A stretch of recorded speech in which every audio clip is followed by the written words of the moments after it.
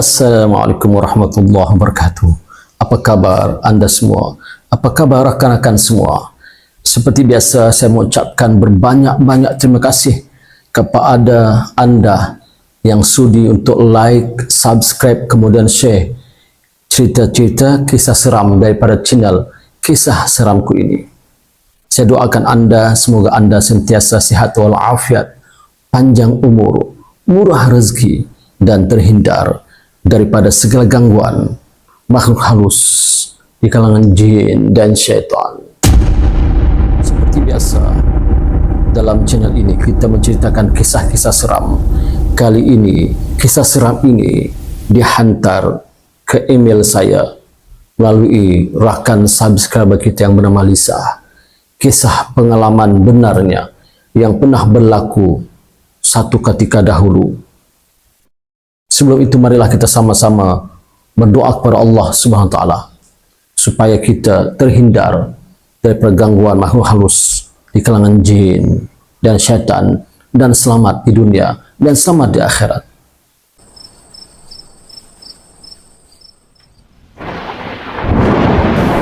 A'udzu billahi minasyaitonir rajim. وقل ربي أعوذ بك من همذات الشياطين وأعوذ بك ربي أن يحضرون. Dan katakanlah, wahai Tuhanku, aku berlindung kepadamu dari hasutan syaitan-syaitan, dan aku berlindung kepadamu, wahai Tuhanku, supaya syaitan-syaitan itu tidak menghampiriku.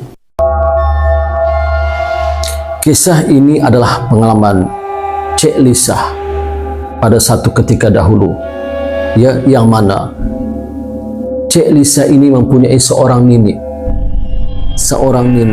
dari sebelah ibunya. Neneknya ini telah uzur, bahkan sedang sakit tenat. Lisa ini adalah seorang kerani sekolah. Ketika dia sedang bekerja, tiba-tiba dia dapat panggilan yang mengatakan neneknya tengah sakit kuat. Tetapi Lisa tak mengindahkan sangat. Bukan sebab apa, sebab banyaknya kerja yang dia perlu selesaikan. Kemudian dia baru sahaja ambil cuti bekerja, jadi tidaklah dia indahkan sangat panggilan daripada ibunya itu, ya. Pada hatinya dia akan datang bercuti nanti untuk bertemu dengan neneknya yang tengah sakit. Tetapi ibunya, ya, tak sabar-sabar memanggil Lisa. Lisa, kalau kau tak dapat datang hari ini, datanglah esok. Lisa, nenek itu sedang sakit. Nenekmu sedang sakit. Nenekmu memanggil-manggil namamu, Lisa. Nenekmu tengah memanggil-manggil namamu siang dan malam sekarang ini, Lisa. Datanglah, Lisa. Lisa berkata pada ibunya, ibu, esok pun saya tak dapat pulang. Boleh tak kalau lusa insya Allah saya dapat balik. Esok tak boleh, ibu. Lagipun esok masih waktu kerja. Masih waktu kerja hari Rabu. Kalau Kamis itu mungkin dia minta kelonggaran dari pihak sekolah untuk memohon cuti, kerana baru sahaja dia bercuti selama seminggu. Iyalah, kata ibunya. Tapi engkau datang, Lisa. Engkau datang, Lisa. Nenekmu ni panggil engkau, Lisa. Berkali-kali dia memanggil namamu, Lisa. Lisa, Lisa, balik cu, Lisa, kata ibu Lisa. Maka dipendekkan cerita, selesai sahaja kerja pada hari Kamis pukul 5 petang, ya, Lisa bersiap-siap mandi dan sebagainya, terus saja pergi ke rumah neneknya. Neneknya berada di Negeri Sembilan, sedangkan Lisa di Melaka. Jarak itu walaupun taklah jauh sangat, tetapi memenatkan Lisa. Baru sahaja Lisa balik kerja, siap-siap dan terus ke rumah neneknya. Selepas itu sampai saja Lisa ke rumah neneknya, ramai dah orang di tempat neneknya. Pakciknya ada, ibunya pun ada, ya, adik-beradik sebelah ibunya ada, sepupunya pun ada. Sesampai saja Lisa parking di rumah neneknya, dalam suasana kampung yang hening itu, di Negeri Sembilan itu, maka cepat-cepat sepupu Lisa memanggil Lisa dan menarik tangan Lisa untuk naik ke atas. Memang daripada bawah lagi terdengar panggilan neneknya yang agak menyeramkan juga bagi Lisa. Suara neneknya itu menyebabkan Lisa berdebar-debar. Hati Lisa jadi takut dan jadi seram. Lisa,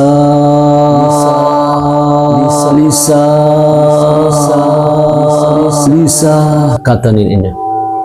Maka Lisa pun menapak dari satu tangga ke satu tangga. Tangannya dipimpin oleh sepupunya.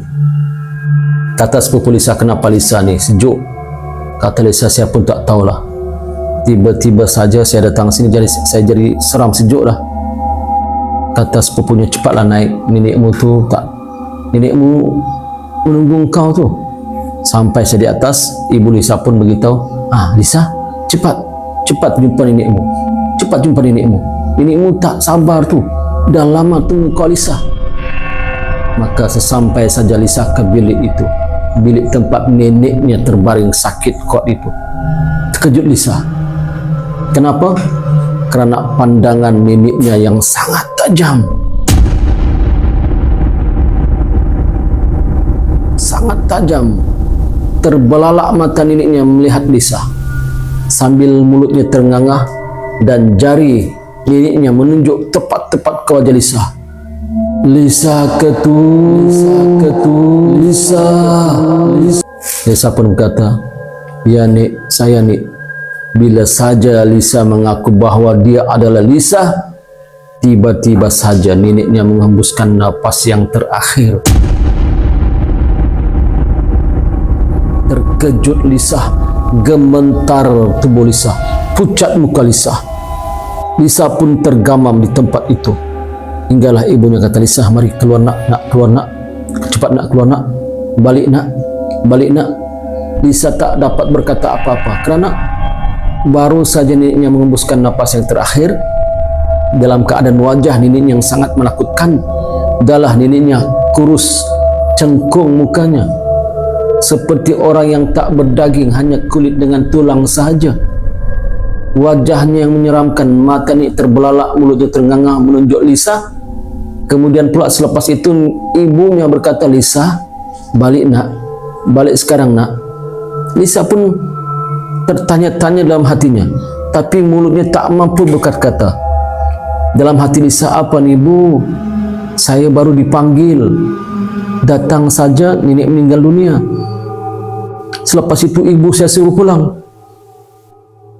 Sepupu Lisa datang, menyapu-nyapu badan Lisa. Lisa, sepupuku baliklah. Lisa, baliklah kak, kata sepupunya. Lisa pun turun balik ke bawah, start kereta dan jalan perlahan. Dalam minda Lisa, dalam pikiran Lisa, tertanya-tanya sesuatu. Di samping itu dadanya berdebar-debar kencang, mukanya pucat, badannya jadi seram sejuk. Ketika Lisa memandu hendak balik ke rumah dalam perjalanan itu, Lisa terasa seolah-olah ada orang duduk di sebelah kursi belakang sebelah kiri kereta Lisa.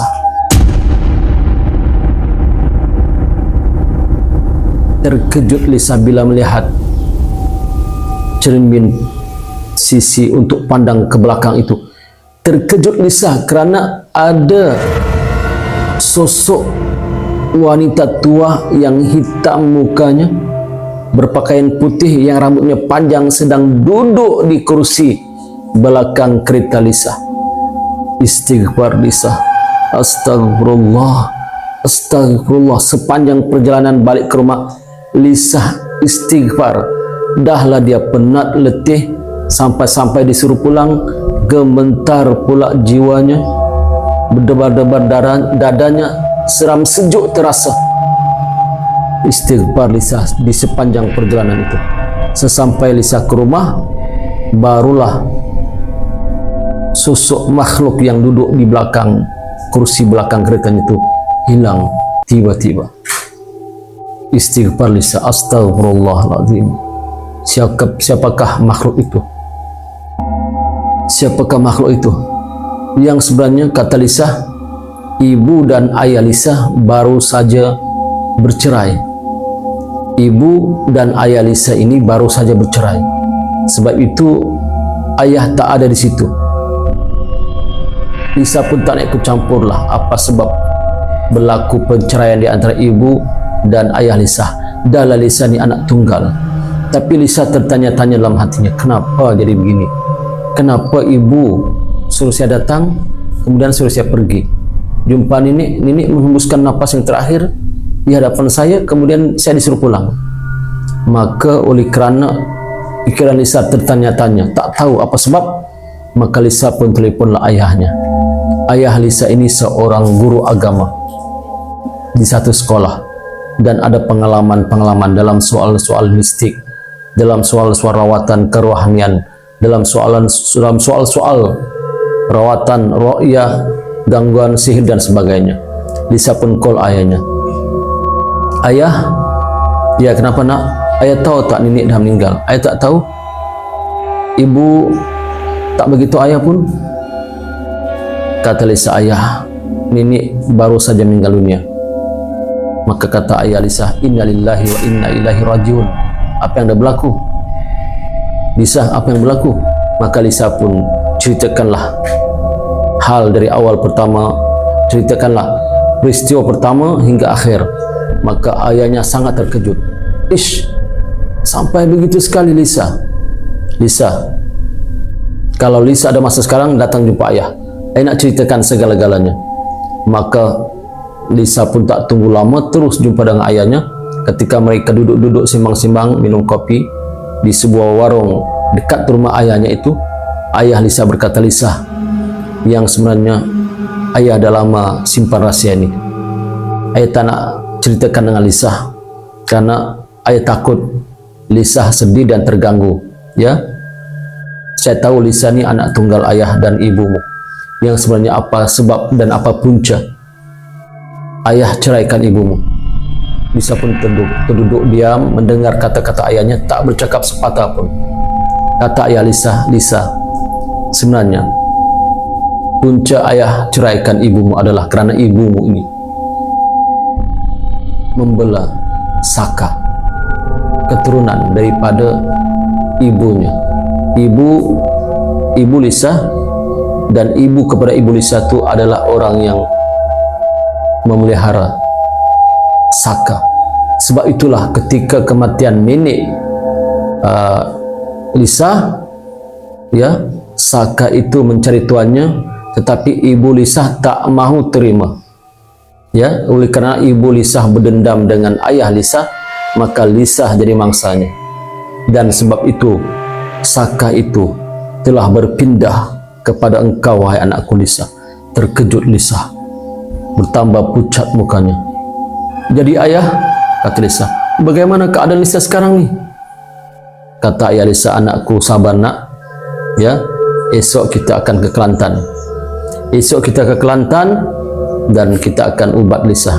Mudah-mudahan makhluk itu akan keluar daripada diri Lisa dan tidak mengganggu Lisa lagi sampai bila-bila. Maka keesokan harinya Lisa pergilah bersama ayahnya ke Kelantan untuk berubat mengeluarkan Saka yang telah dipindahkan oleh neneknya kepada Lisa. Rupa-rupanya neneknya itu sudah lama sakit. Sudah lama sakit, tapi tak mati-mati. Setelah diantar ke hospital oleh ibu Lisa, doktor kata, kalau ikut kajian kami, ya, kalau ikut kajian kami para doktor, ibu kamu ini sudah meninggal dunia. Tapi yang kami heran, ya, kami heran matanya tak bertutup dan dia masih boleh berkata-kata dan masih boleh makan dan minum. Ini yang para doktor heran sangat. Jadi doktor pun mengarahkan ibu Lisa untuk membawa ibunya balik ke kampung. Itu sebablah bila balik ke kampung, berkumpul semua keluarga ibu Lisa datang ke rumah neneknya tu memikirkan sesuatu. Dia memikirkan sesuatu, bagaimana ibunya ni. Maka dijumpalah pakar dalam bidang Saka ini. Ya, kata bomo-bomo yang pakar bagian Saka ini mengatakan bahawa Saka yang tempat nenek Lisa ini hendaklah dipindahkan. Selagi dia tidak jumpa tuan barunya, maka selagi itulah nenek Lisa tidak akan meninggal dan dia akan menjadi seperti bangkai yang bernyawa dan boleh makan dan minum. Masya Allah, terkejut Ibu Lisa. Tapi Ibu Lisa tak berani menanggungnya. Ibu Lisa tak berani untuk menerima saka itu. Maka yang jadi mangsa adalah anaknya sendiri, Lisa. Tapi syukurlah kepada Allah SWT, kata Lisa, setelah dia berubat bersama dengan seorang tuan guru di Kelantan, maka Lisa pun sembuh seperti sedia kala. Tidak ada lagi gangguan-gangguan saka yang mengganggu dirinya sampai hari ini. Jadi para hadirin sekalian, begitulah ya kisah yang telah dikongsikan oleh Lisa kepada kita. Moga-moga kisah ini menjadi iktibar kepada kita. Jangan sekali-sekali ya meminta tolong kepada makhluk lain selain daripada Allah. Jangan sekali-sekali meminta tolong kepada jin dan syaitan. Ya, minta tolonglah kepada Allah, pencipta seluruh alam. Sekian, semoga bertemu dalam kisah-kisah seram yang seterusnya. Assalamualaikum warahmatullahi wabarakatuh.